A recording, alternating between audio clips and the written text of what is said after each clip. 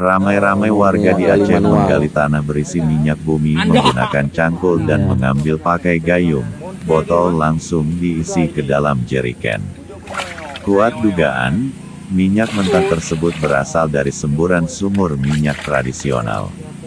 Bukan sumur sembarang sumur, asal dikorek keluar minyak.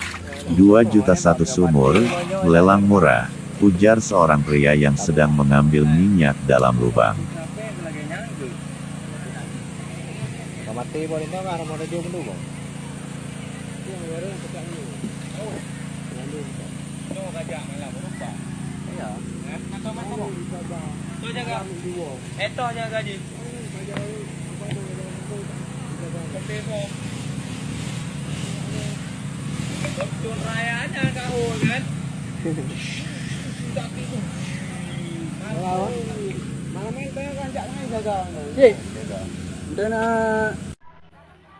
Oh, mak cair ya.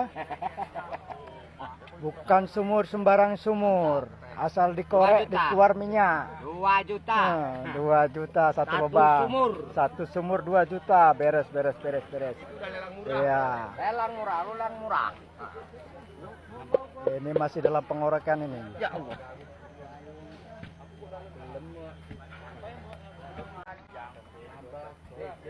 Berapa lepas? 30?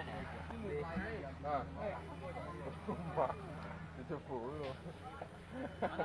Bukan sumur sembarang sumur katanya.